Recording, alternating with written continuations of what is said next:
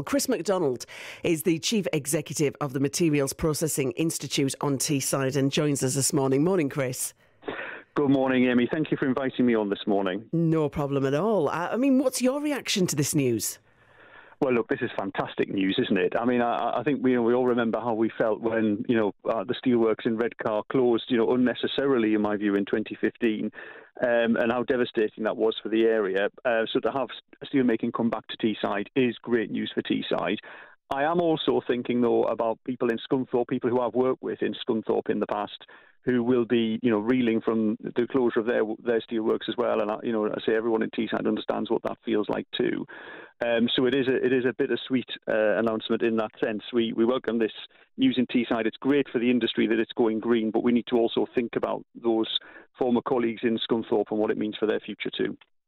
It is amazing that this is going to go green, but just for people like me who maybe haven't been around industry, who maybe don't realise how our old steelworks, one thing, we're going to get these new electric arc furnaces. What will that mean? Will we still be able to produce the same kind and grade of steel that will be able to be used across the world? Yeah, so this is the big change that's happening with the steel industry all around the world. So steel is one of the biggest emitters of climate change gases, carbon dioxide gases primarily. So the whole steel industry around the world is moving to these electric arc furnaces. And so that's a first step, and it's a necessary step. But I also think as well, and lots of people in the industry too, think that there's another step we need to take after that, because if we just put these electric arc furnaces in and we melt scrap and we recycle scrap using green electricity, then we're not making what we call primary steel, so essentially steel from iron ore. And that's a problem for some grades of steel, and it's also a problem in terms of our national security and defence as well. So whilst this is a great first step, we need the next step to come after that, which is investment in primary steel making as well. Right. So if you got a big order in from the MOD, you wouldn't be able to do it in this arc furnace? Well, it depends on the types of steels. And actually, the steels that we make at the beam mill in Teesside or at Skinning Grove, they're fine. They won't be a problem in terms of the quality. But if you look at, how much steel we need to make in the UK, the amount of steel, there's only so much scrap, so we need to make some steel using iron ore. And also there are some defence grades of steel or automotive grades of steel that need to be made from iron ore too. So it is a great announcement. Steelmaking back to Teesside is fantastic.